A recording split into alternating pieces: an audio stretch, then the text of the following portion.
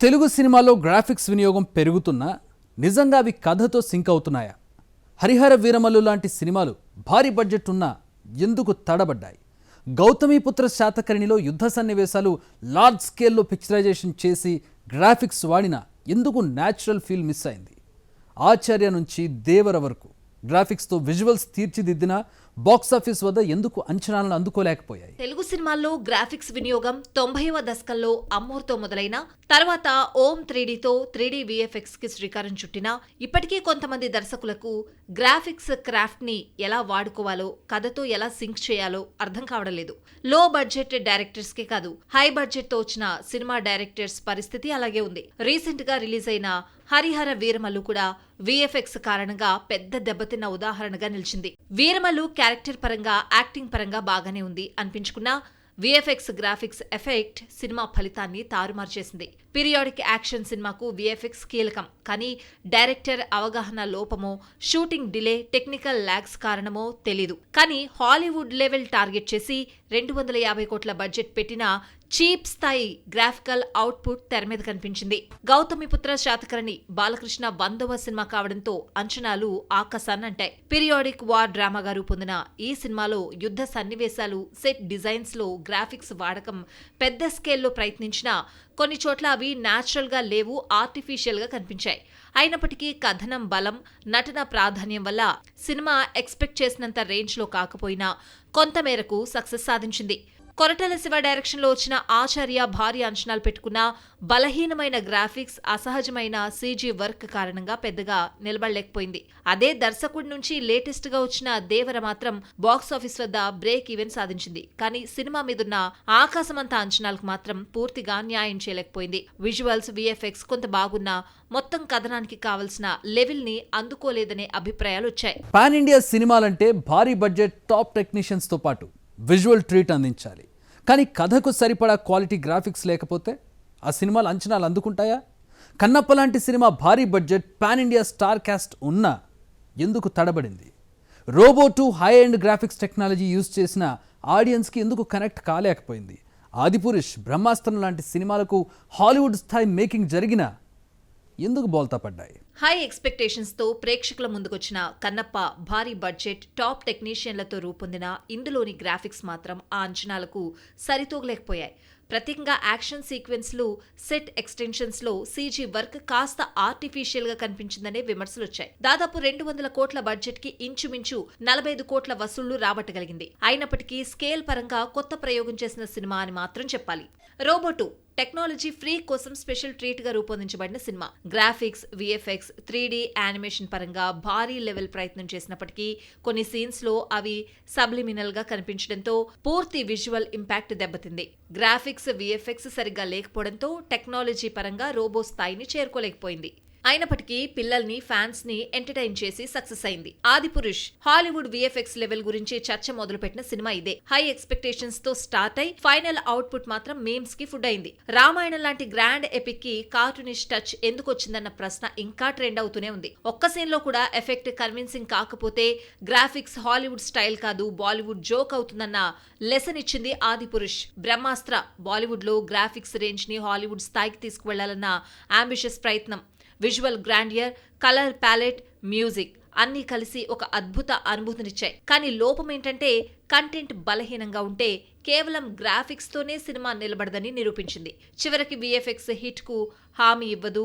Content, graphics mix అయి natural feel కలిగిస్తేనే cinema super hit అవుతుంది అని గుర్తు చేసింది ఈ సినిమా. డైరెక్టర్ కి 24 క్రాఫ్ట్స్ మీదే కాదు, ఇప్పుడు గ్రాఫిక్స్ మీద కూడా పూర్తి కమాండ్ ఉండాలి. కేవలం ఐడియా చెప్పడం కాదు, వాటిని ఎలా ఎగ్జిక్యూట్ చేయాలో కూడా తెలిసి ఉండాలి. సీన్కి అవసరమైన ఫ్రేమ్, లైటింగ్, షాడోతో పాటు కథలో వచ్చే గ్రాఫిక్స్ గురించి కూడా ముందే ఆలోచించి దానికి అనుగుణంగా షూటింగ్ చేసుకోవాలి.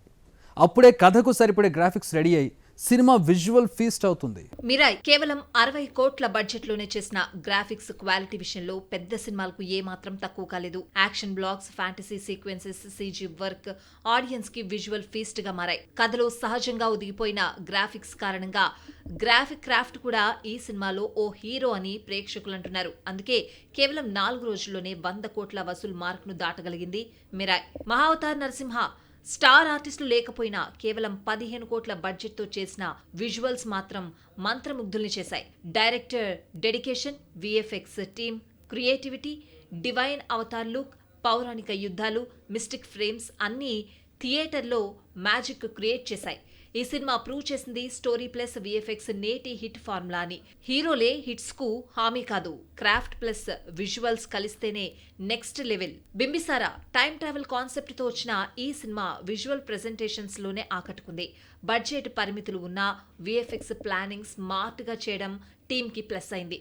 Realistic set design, CG blending కలిసి ఫ్రేమ్ కి నేచురల్ లుక్ ఇచ్చాయి. ఫలితం థియేటర్లో ఆడియన్స్ ఒరిజినల్ విజువల్స్ చూసినంత థ్రిల్ అయ్యారు. హై లెవెల్ విఎఫ్ఎక్స్ లేకపోయినా క్లారిటీతో చేసిన స్మార్ట్ సీజీ బింబిసార విజయానికి కీ ఫ్యాక్టర్. హనుమాన్, అఖండ, కార్తికేయ 2, కాంతార ఇవన్నీ ప్రూవ్ చేశాయి తక్కువ బడ్జెట్ లో కూడా హాలీవుడ్ లెవెల్ విజువల్స్ సాధ్యమని. హనుమంతుడి పవర్స్, అఖండ అవతారం సీన్స్, అగ్నితత్వం ఇవన్నీ గ్రాఫిక్స్ వల్లే హైలైట్ అయ్యాయి.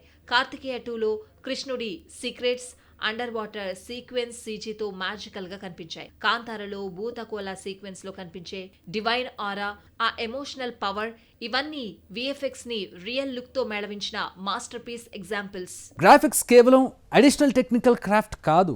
నెక్స్ట్ రాబోతున్న ఓజీ, విశ్వంభర, ది రాజా సాబ్, అఖండ 2 లాంటి బిగ్ బడ్జెట్ సినిమాలు క్వాలిటీ గ్రాఫిక్ వర్క్తో ఆడియన్స్ని మెస్మరైజ్ చేయగలవా? మిరాయి సెట్ చేసిన విజువల్ స్టాండర్డ్స్ని అందుకోగలవా? ఇదే ఇప్పుడు పెద్ద ప్రశ్న.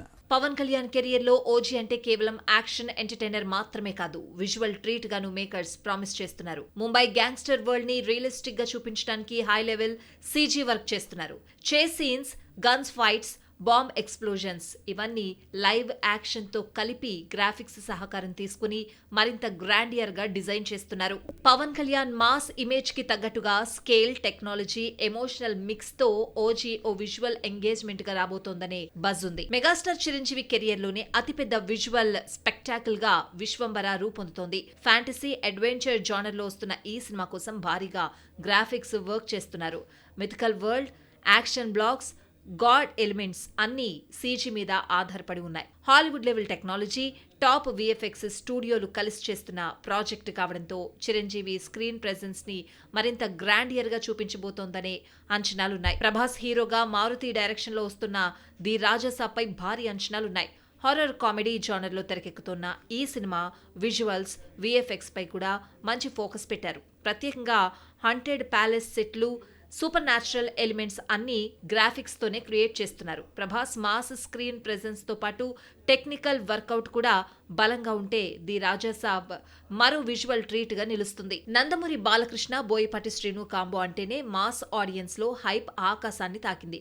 అఖండ బ్లాక్ బస్టర్ విజయానంతరం ఇప్పుడు అఖండ 2 పై అంచనాలు మరింత పెరుగుతున్నాయి. ఈసారి యాక్షన్ సీక్వెన్స్లు, దైవశక్తుల ప్రెజెంటేషన్ మొత్తం గ్రాండ్ గా చూపించడానికి భారీ స్థాయిలో విఎఫ్ఎక్స్ వినియోగిస్తున్నారు. ఆధ్యాత్మిక ఎలిమెంట్స్ కు టెక్నాలజీ సింక్ అయితే ఇది కేవలం మాస్ యాక్షన్ కాదు, ఒక నిజమైన విజువల్ ఫెస్టివల్ గా మారే అవకాశం ఉంది. ఓజీ, విశ్వంభర, ది రాజాసాబ్, అఖండ 2 అన్ని హై లెవెల్ అంచనాలతో వస్తున్న సినిమాలు. కానీ కంటెంట్, గ్రాఫిక్స్ సరిగ్గా మిక్స్ కాకపోతే ఆడియన్స్ వెంటనే ట్రోల్స్ తో రెచ్చిపోతారు. ఇదే మిరాయి సక్సెస్ తో వీటి ముందున్న అసలైన ఛాలెంజ్. ఒకప్పుడు సినిమాలో టెక్నాలజీ అంతంత మాత్రమే. కేవీ రెడ్డి, విఠలాచార్య కాలంలో మాయలు, మంత్రాలు అన్నీ కెమెరా ట్రిక్స్తోనే చేసేవాడు. అప్పుడు గ్రాఫిక్స్ లేవు. ఇప్పుడు Hollywood tools, high and graphics software మనకు అందుబాటులో ఉన్నాయి. వీటితో సృష్టికి ప్రతి సృష్టి చేసి ఏ లెవెల్ విజువలైజేషన్ అయినా ఈజీగా రీక్రియేట్ చేయొచ్చు. దానికి సరిపడే విజన్ ఉన్న దర్శకుడు, విఎఫ్ఎక్స్ డిజైనర్ కావాలి, అంతే. బాహుబలి రాజమౌళి డ్రీమ్ మాత్రమే కాదు, టెక్నికల్ రివాల్యుయేషన్. ఒక్కో ఫ్రేమ్లో గ్రాఫిక్స్ కథలో కలిసిపోయేలా క్రాఫ్ట్ చేశాడు. మాహిష్మతి సెట్స్, వాటర్ ఫాల్స్, యుద్ధరంగం ఇవన్నీ నిజమని నమ్మించేలా సీజీ వర్క్ చేశారు. 3000కి పైగా విఎఫ్ఎక్స్ ఆర్టిస్టులు 33 నెలల టైం తీసుకుని ప్రతి ఫ్రేమ్ను మైక్రో లెవెల్లో ఫినిష్ చేశారు. అందుకే బాహుబలి విజువల్స్ ఇప్పటికీ స్టాండర్డ్గా చెప్పబడుతున్నాయి. బాహుబలి ద ఎపిక్ గా మళ్లీ థియేటర్లోకి రాబోతోంది. కొత్త ట్రీట్మెంట్, కొత్త ఎక్స్పీరియన్స్, కథను 2 పార్ట్లుగా కాదు ఒకేసారి చూసే ఛాన్స్ ఆడియన్స్ కి కలగబోతోంది. RRR లో రాజమౌళి తీసుకున్న కేర్ ఇంకో లెవెల్. టైగర్ హంట్ సీన్ నుంచి ట్రైన్ ఎక్స్ప్లోజన్ వరకు ప్రతి సీక్వెన్స్ కోసం హాలీవుడ్ టెక్నాలజీని కూడా యూజ్ చేశాడు. 2500 VFX షాట్స్, 13 ఇంటర్నేషనల్ స్టూడియోస్, 38 నెలల కష్టంతోనే ఆ విజువల్ వండర్ వచ్చింది. గ్రాఫిక్స్ని వేరుగా ఫీల్ అవ్వకుండా ఎమోషన్తో బ్లెండ్ చేయడం రాజమౌళి స్టైల్. అందుకే ఆ సీక్వెన్స్లు స్క్రీన్ మీద రియలిస్టిక్గా మెరిశాయి. కల్కి 2898 ADలో గ్రాఫిక్స్ అనేది కేవలం టెక్నికల్ ఎలిమెంట్ కాదు, వేరే ప్రపంచాన్ని క్రియేట్ చేయడానికి డైరెక్టర్ నాగశ్విన్ అండ్ టీమ్ చేసిన మ్యాజిక్. ఫ్యూచరిస్టిక్ సెట్లు, యాక్షన్ సీక్వెన్స్లు, గాడ్ ఎలిమెంట్స్ అన్నీ VFX పై ఆధారపడి ఉన్నాయి. హాలీవుడ్ లెవెల్ స్టాండర్డ్ కోసం emotion capture technology, CGI creatures, photo realistic environments వాడారు. ముఖ్యంగా బుజ్జి రైడ్ సీన్స్ ఇవన్నీ టాప్ గ్రేడ్ విజువల్ ఎఫెక్ట్స్తోనే కుదిరాయి. అందుకే కల్కి గ్రాఫిక్స్ సక్సెస్ అంటే కేవలం టెక్నాలజీయే కాదు, క్రియేటివిటీకి, ఆర్ట్కి టచ్ ఇచ్చిన వర్కౌట్. పుష్ప 2లో సుకుమార్ అల్లు అర్జున్ కాంబినేషన్ మరోసారి విజువల్ హంగామా సృష్టించింది. ఫారెస్ట్ యాక్షన్, అండర్ వాటర్ సీక్వెన్స్లు అన్ని రియల్ అండ్ రా లుక్తో చూపించడానికి CG, VFX సపోర్ట్ మ్యాక్స్ వాడుకున్నారు. గ్రాఫిక్స్ వర్క్ ఇక్కడ యాక్షన్ స్టైల్లోకి మార్చింది. KGF 2లో అయితే మొత్తం వరల్డ్ బిల్డింగ్ ని గ్రాఫిక్స్ పైనే డిజైన్ చేశారు. కోలార్ గోల్డ్ ఫీల్డ్స్ సెటప్ నుంచి బాంబుల వర్షం వరకు ఒక్కో ఫ్రేమ్లో గ్రాండియర్ అనిపించడానికి CG బ్లెండింగ్ టాప్ క్లాస్గా ఉంది. అందుకే రాకీ భాయ్ సీన్లు మాస్ ఎమోషన్తో రీక్రియేట్ అయ్యాయి. రోబో 1లో అయితే శంకర్ టెక్నాలజీని మాస్ ఆడియన్స్కి దగ్గర చేశాడు. ఒక్కో robo copy, football formation, transformation scenes ఇవన్నీ ఆ టైంకి బిగ్ మైల్ స్టోన్. అప్పట్లో మనం హాలీవుడ్ టెక్నాలజీని చూసినట్టే ఫీల్ అయ్యాం. అందుకే రోబో ఇప్పటికీ VFX రిఫరెన్స్ బుక్లా చెప్పబడుతుంది.